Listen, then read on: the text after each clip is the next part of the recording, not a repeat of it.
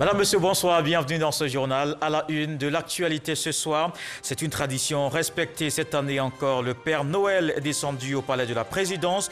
Des milliers d'enfants en joie. La première dame, Dominique Ouattara, leur a offert l'arbre de Noël de la Fondation Children of Africa. Les tout-petits sont repartis, les bras chargés de présents. 17, 18 et 19 décembre, 3 jours d'hommage à Amadou Gon Coulibaly. Ce matin, les cadres du RHDP se sont recueillis et posé une gerbe de fleurs sur la tombe de l'ex-premier ministre. La famille Gon Coulibaly se dit touchée par cette démarche, traduit sa reconnaissance à sa famille politique. Elle appelle à l'union autour du chef de l'État. Violation des consignes, indiscipline et incitation à la désobéissance.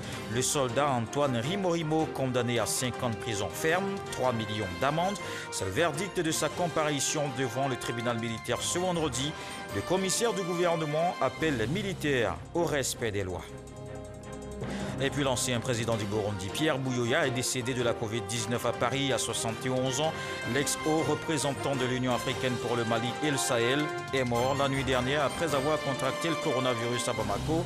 Après une hospitalisation dans la capitale malienne, il était en transfert vers un hôpital parisien.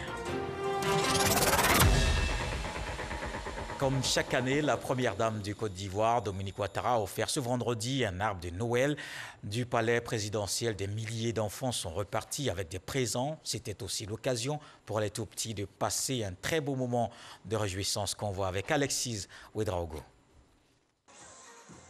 Ils étaient un peu plus de 1000 enfants réunis ce vendredi sous l'arbre de Noël du palais présidentiel. Danse, jeux, récital et chants ont réjoui le cœur des tout-petits à l'invitation de la première dame Dominique Ouattara. Et c'est Fofana Zara, du haut de ses 6 ans, qui le dit bien fort.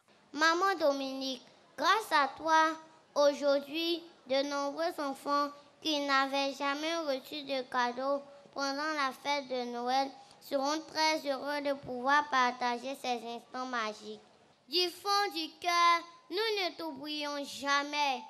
Cette fête restera gravée dans nos mémoires. Merci de nous avoir donné cette chance de découvrir ce prestigieux palais présidentiel.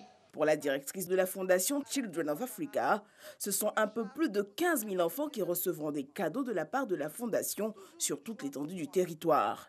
Cette année, vous êtes 1000 enfants âgés de 3 à 9 ans à prendre part à l'arbre de Noël ici au palais.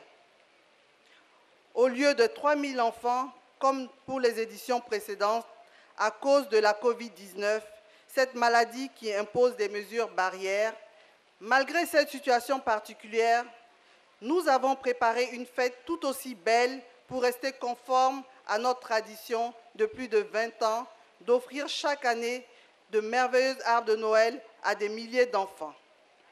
En plus de cela, nous organisons Noël dans diverses localités du pays pour le bonheur de nos enfants.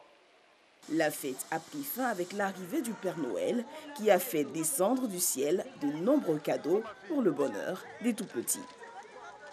Je vous emmène à Korogo pour un recueillement. Le RHDP poursuit ses journées d'hommage à Amadou Gon Coulibaly. Dans la matinée, les cadres de ce parti sont allés se recueillir et poser une gerbe de fleurs sur la tombe de l'ex-premier ministre. La famille Gon Coulibaly traduit sa reconnaissance au rassemblement des oufouettistes. Mahama Traoré. Quartier Soba de Korogo, au caveau familial de la lignée Gon Coulibaly. Ce vendredi, la direction exécutive du RHDP, conduite par Adama Bictogo, y est pour un dépôt symbolique de gerbes de fleurs en hommage à son défunt président de directoire, Amadou Gon Coulibaly. Il va ensuite s'incliner devant son portrait, comme le feront plusieurs autres cadres et militants du parti. Nous sommes dans le prolongement des journées d'hommage initiées par le RHDP en la mémoire de l'ex-chef du gouvernement. Cet hommage et ce recueillement à Amadou Gon Coulibaly doivent consolider notre conviction qu'il nous faut trouver de la force dans les épreuves, de la force pour assumer notre passé, de la force pour construire notre avenir. Prions et recueillons-nous autour de notre Amadou Gon Coulibaly. Armons-nous et restons unis pour agir efficacement aux côtés du président Alassane Ouattara, notre boussole.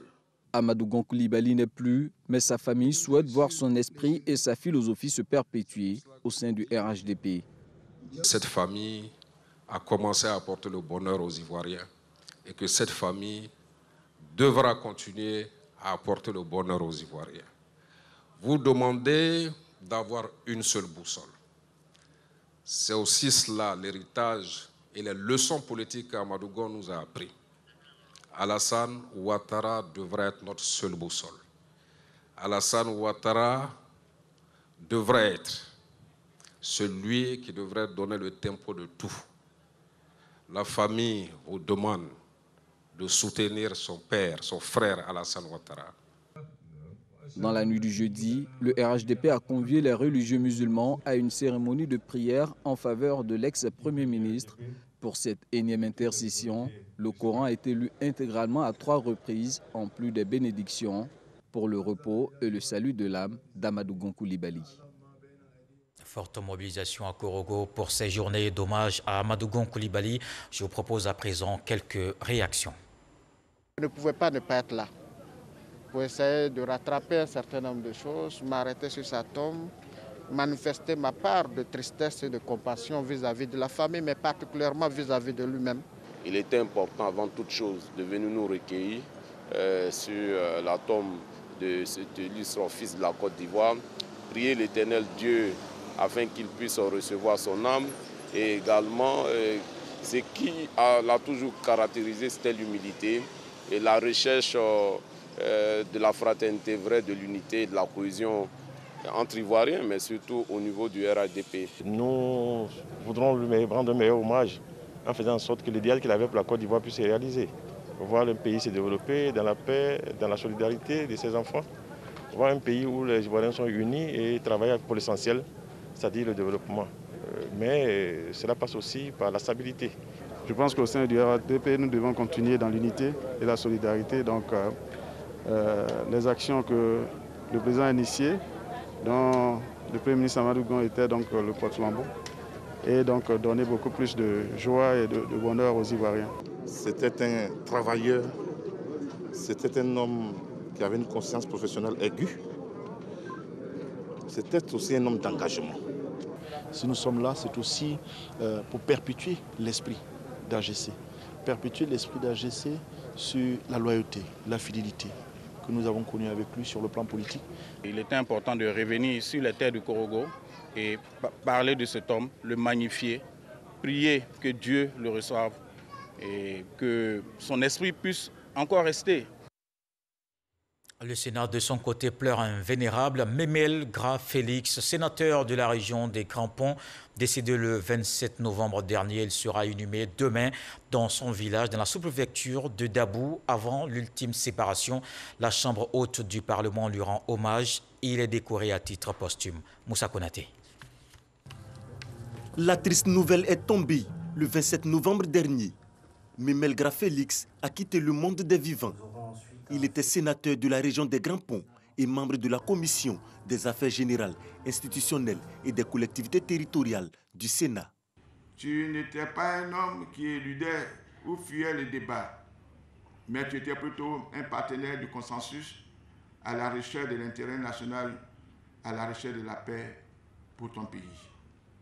En tout cas, le Sénat reste unanime à ton sujet, cher frère et pionnier. Tu n'y as pas fait un passage à vide, mais tes contributions de qualité très fortement appréciées des uns et des autres au cours des débats, souvent exigeants, restent inscrites et durablement au patrimoine de notre institution républicaine. Le Sénat rend donc hommage à l'illustre disparu avec le soutien des membres de l'Assemblée nationale et du Conseil économique, social, environnemental et culturel. Décoration à titre posthume, honneur militaire et remise du drapeau à sa famille. C'est une grande perte parce que c'est un monsieur discret, mais conscient des hautes responsabilités qui lui sont assignées. Malheureusement, ainsi va la vie. Memel Grafélix, dit Paco comme nous l'appelions, l'hôtelier, l'homme qui favorisait les mouvements de jeunesse, le mouvement coopératif dans les VA, dans le palmier. Pour nous, c'est une grande perte, car c'est un homme de qualité. Le sénateur Memel Grafélix sera inhumé ce samedi 19 décembre à Bonn, village dans la sous-préfecture de Dabou. Tout autre chose à présent, un peu plus gai. Le ministre de l'économie et des finances, Adama Coulibaly, a reçu le nouvel ambassadeur de la France, Béliard Jean-Christophe. Plusieurs sujets relatifs à la coopération entre les deux pays abordés. Les deux personnalités ont surtout parlé du marché des eurobonds où la Côte d'Ivoire a levé plus de 656 milliards de francs CFA. Cheikh Koné. Les échanges entre les deux personnalités ont porté sur la situation économique et financière de la Côte d'Ivoire. Son Excellence Béliard Jean-Christophe a félicité le ministre pour le succès exceptionnel du pays pour le rebond qui a récolté environ 656 milliards de francs CFA. Ce résultat, a-t-il ajouté, traduit la confiance des marchés financiers internationaux à l'égard de la Côte d'Ivoire. Le diplomate français s'est par la suite réjoui des fortes relations qui existent entre la Côte d'Ivoire et son pays dans les domaines économiques et politiques. D'autres points ont également été passés en revue lors de ces échanges, notamment le CDD, l'initiative du Club de Paris et le G20. Notons que c'est le vendredi 6 novembre dernier que son Excellence Béliard Jean-Christophe a présenté ses lettres de créance au chef de l'État, Alassane Ouattara, au palais de la présidence, au plateau. Coopération également renforcée avec le Mali. En mission dans ce pays, le directeur général de la RTI a rencontré son homologue de la télé publique malienne, Salif Sanogo. Fosseni Dambélé a aussi échangé avec le ministre malien de la Communication, Dr Amadoun Touré. Les deux parties ont signé un partenariat pour accélérer la mutualisation des services et le renforcement des compétences techniques. 120 nouvelles recrues viennent d'intégrer le groupement des sapeurs-pompiers militaires. Ce recrutement répond à la problématique de la revalorisation des effectifs du GSPM, la remise de casques d'intervention et la décoration de 48 agents pour leur engagement des temps forts de cette cérémonie qu'on voit avec Walter Amadou Ouattara.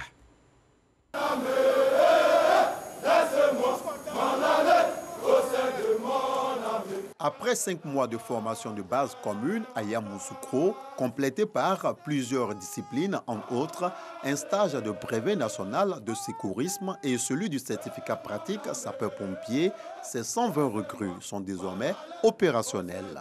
De façon symbolique, ils reçoivent le casque d'intervention des mains du chef d'état-major général des armées. C'est la tradition qui signifie simplement la fin de leur formation initiale et leur intégration dans le corps du groupement des sapeurs-pompiers militaires GSPM. Devant la complexité et la diversité des risques urbains, il nous a paru indispensable, pour que ces jeunes sapeurs soient complètement opérationnels, de compléter cette formation par l'initiation au sauvetage d'éblaiement, le brevet de natation et la formation rapide et accélérée de conducteurs. Ce bouquet qui leur confère diverses aptitudes permettant ainsi une polyvalence dans leurs futurs emplois. Issus de la classe 2019, les 120 nouvelles recrues ont à présent la lourde tâche de mettre en pratique l'éthique du sapeur-pompier. Apporter honnêtement et sans discrimination secours aux personnes en détresse. Jeunes sapeurs, je n'ai aucun doute quant à la qualité de la formation que vous avez reçue. Par contre, je souhaite que vous gardiez à l'esprit, tout au long de votre carrière, que les sapeurs-pompiers militaires, vu la nature de leur mission, qui est le service direct aux populations, sont la pierre angulaire du lien armée-nation qui nous est si indispensable. Je vous invite à méditer continuellement sur l'éthique du sapeur-pompier et qui, je l'espère, a pour vous une valeur de serment. Il devra nécessairement guider votre comportement au quotidien et vos actions tout au long de votre carrière. Une remise de médaillons à 48 récipiendaires, dont 15 argent et 33 bronzes, des médailles du courage et du dévouement obtenues après 10 et 15 années de service sans faute professionnelle. Cette décoration a mis un terme à la cérémonie. Le soldat Antoine Rimo, condamné à 5 ans de prison ferme, 3 millions d'amende et privé de ses droits. C'est le verdict de sa comparution devant le tribunal militaire ce vendredi. Il est accusé de violation de consignes, indiscipline et incitation à la désobéissance. Ahmed Traoré, Astou Touré. Violation de consignes, incitation à la désobéissance, incitation à l'indiscipline. Ce sont les chefs d'accusation retenus contre le sergent Antoine Rimo. Il a comparu au siège du tribunal militaire d'Abidjan au cours d'une audience correctionnelle. Le commissaire du gouvernement a profité de l'occasion pour attirer l'attention des militaires contre toute activité de nature à troubler l'ordre. Également à attenter à la cohésion au sein des armées. Dans l'armée, il y a les règles, les lois et les règlements. Où on se soumet, où on se démet. Mais vous ne pouvez pas rester dans l'armée et ne pas respecter les règles. Ce n'est pas possible. Nous ne pouvons plus tolérer le comportement subversif, nous ne pouvons plus tolérer ces débordements, et nous ne pouvons plus tolérer ces indisciplines dans nos armées. Ceux qui continuent à semer le désordre, ceux-là vont subir la rigueur de la loi. Parce que nous ne pouvons plus tolérer ce genre de comportement où à chaque fois, nous voyons des militaires s'exhiber, s'exposer sur des réseaux sociaux, outrager leur hiérarchie. Ce sont des choses qui ne se font pas de l'armée. Et si vous avez des revendications à faire, c'est votre droit, mais il y a des voies à suivre. Vous suivez ces voies pour y parvenir. Le tribunal militaire, après avoir statué conformément à la loi et à la majorité des voix des juges, a reconnu le sergent Antoine Rimo coupable des faits qui lui sont reprochés. Il est condamné à 5 ans d'emprisonnement, condamné à payer 3 millions d'amende. C'est le lieu de le rappeler. Le code de la fonction militaire interdit aux hommes en tenue de se prononcer publiquement sur les sujets publics. Le médiateur de la République prône la cohésion sociale. Après Yamoussoukro et Bangolo, Adama Toungara était dans la région du Moronou. Il appelle les populations à préserver la paix. Des comités de veille installés dans les départements de Mbato et Bongwanou. Mamadou Kwasi. Fini la crise communautaire qui a frappé la ville de Mbato dans la région du Moronou. La vie a repris son cours normal. Les activités commerciales également, sans que l'ambiance du passé n'affecte les acteurs. C'est le cas de Guéné Batouré, Malinké et d'Emilienne Afi, fille de Mbato. Leur cohabitation est l'expression du retour de la paix dans cette localité. Quand il y a bien des monnaies, en tout cas on s'entend bien. On s'entend très bien ici. Entre nous les femmes, il n'y a aucun problème. Nos enfants jouent ensemble ici. En cas de besoin de monnaie, on se soutient mutuellement. En tout cas, nous voulons la paix ici à Mbato. Pour encourager cette paix naissante, Adama Toungara y effectue une visite de travail. Le médiateur de la République y est également pour lancer un message de cohésion et de paix, mais surtout pour installer le comité de veille et de suivi de la cohésion sociale. Un comité qui a pour mission le renforcement du vivre ensemble effrité lors de la crise communautaire. Mais regardez un peu autour de nous. La cohésion est là. Hein? Regardez le mélange. C'est ça la cohésion. Et il n'y a qu'à l'entretenir. Et nous sommes dans cet élan-là, dans cette marche-là, pour que cette cohésion continue, pour qu'il n'y ait plus ce que nous avons vécu. Après Mbato, Adama Toungara met le cap sur Bongwanou, autre localité du Moronou, victime de crise communautaire. Ici également, un comité local de veille et de médiation est mis en place. Dirigé par le président départemental des chefs traditionnels, il entend se donner tous les moyens pour réussir cette mission avec l'ensemble des couches représentées dans ce comité. La paix est venue, mais c'est précaire. Il faut pouvoir consolider cette paix-là et aussi faire revenir le vivre ensemble. Parce que le Moronou, le vivre ensemble était une réalité. Mais avec la crise, nous avons connu des choses qu'on ne connaissait pas. Il faut faire revenir le vivre ensemble afin que nous soyons encore une région où l'hospitalité est de mise. Cette rencontre d'échange a été également le lieu de faire le point des séances d'écoute et d'échange menées par l'équipe du médiateur de la République. Occasion de faire des propositions pour une paix durable et définitive dans la région du Moronou. Le renforcement des programmes éducatifs de civisme et du respect des aînés. la mise en place de conditions favorables pour le retour des élèves déplacés dans les écoles, l'invitation des acteurs politiques de tous bords à utiliser un langage favorisant l'apaisement, la mise en place de conditions favorables pour le retour des déplacés dans les quartiers et villages. Le médiateur de la République, Adama Tunkara, a dénoncé les actes de violence avant d'inviter la population à vivre ensemble. Un processus qui passe, selon lui, par la culture du pardon et l'acceptation mutuelle selon les différences. Je vous exhorte en conséquence, fils et filles du Moronou, à taire les rancœurs, les ressentiments, pour vous engager résolument dans la voie royale de la paix. Les élections ne doivent pas être une occasion de division et d'affrontement communautaire, mais plutôt elles doivent permettre de ressouder le tissu social et pour consolider nos liens de fraternité. Aussi l'acceptation mutuelle. Malgré nos différences et la tolérance s'impose d'elle, si nous voulons tourner définitivement la page triste que Bongouanou a connue. Adama Tunkara a invité les jeunes à l'entrepreneuriat tout en soumettant leur projet au guichet emploi jeunes pour bénéficier de financement. Avant ces différentes rencontres, le médiateur de la République, Adama Tunkara, a échangé avec Nana Eora Tewa, roi du Moronou. Dans cette quête du renforcement de la paix, on veille aussi au respect des gestes barrières, car la Covid-19 est encore active.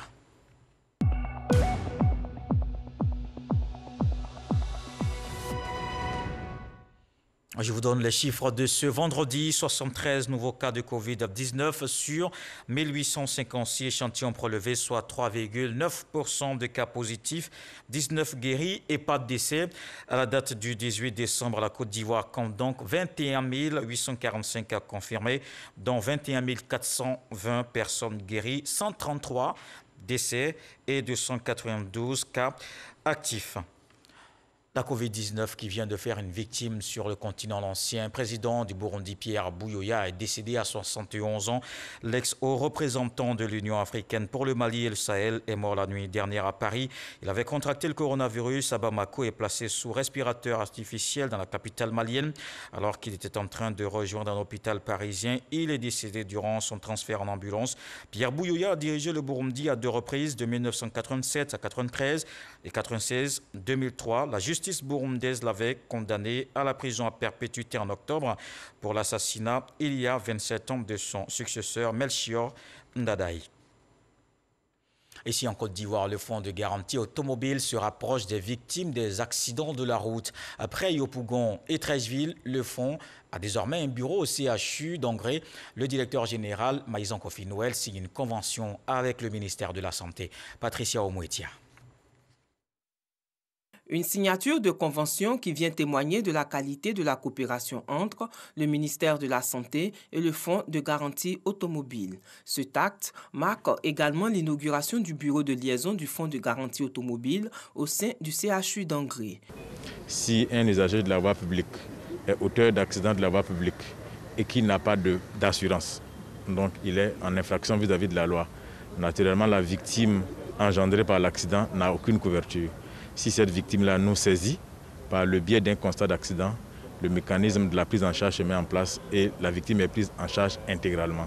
Le directeur général du CHU d'Angré se réjouit de l'ouverture de ce bureau car, selon lui, ces bureaux de liaison du Fonds de garantie automobile ouverts dans les CHU reçoivent et accompagnent les parents des victimes d'accidents dans leur prise en charge. Les urgences sont toujours pleines à craquer.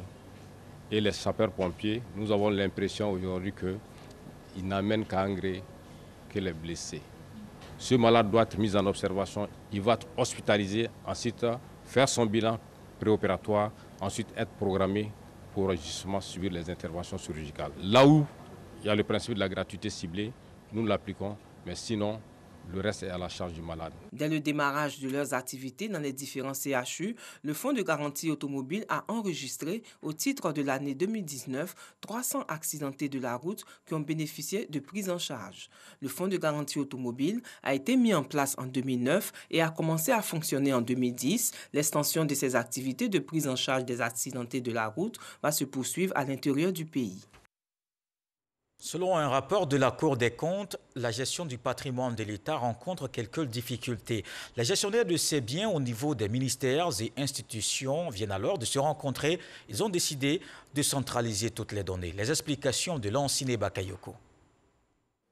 Réunis à Grand Bassam pour évaluer le processus de mise en œuvre de la comptabilité matière en Côte d'Ivoire, ces gestionnaires du patrimoine de l'État ont adopté plusieurs résolutions liées à une meilleure gestion des biens publics. La résolution la plus forte, c'est qu'à partir de 2021, les informations relatives donc aux biens de l'État soient plus consignées seulement au niveau des ministères techniques et des institutions, mais que ce soit reversé jusqu'au comptable public pour que nous ayons enfin le bilan d'ouverture sur les biens de l'État. Et cela, l'objectif, c'est que l'État, à un moment donné, puisse avoir sa situation patrimoniale. Adossé à la mise en œuvre d'un nouveau cadre budgétaire favorisant la recherche de l'efficacité et de la performance, cette centralisation des données chez le comptable public va avoir une incidence positive sur le tableau des opérations financières de l'État. Le tableau des opérations financières de l'État, qui s'élabore aujourd'hui sur la base des données financières, va évoluer dans peu de temps. On va y intégrer la situation patrimoniale de l'État. C'est-à-dire on aura en haut les situations financières, mais en bas, on aura la valeur de l'État. Et donc, tout cela va amener le système financier, tant international que national, à avoir plus confiance en l'État. Des réformes très attendues par les différents agents en charge de la gestion du patrimoine de l'État. Il faut préciser que la réforme va commencer à minima avec les biens mobiliers, en l'occurrence les véhicules de l'État. Le grand marché de Soubré est parti en fumée dans la nuit de mardi. Le préfet de la région de la Nawa s'est rendu sur les lieux pour constater l'ampleur des dégâts. Il apporte la compassion du gouvernement aux commerçants qui, vous allez le voir, ont tout perdu. Mamadou Kwasi. Voici ce qui reste du grand marché de Soubré après l'incendie qui a ravagé cet espace dans la nuit du mardi 15 au mercredi 16 décembre dernier.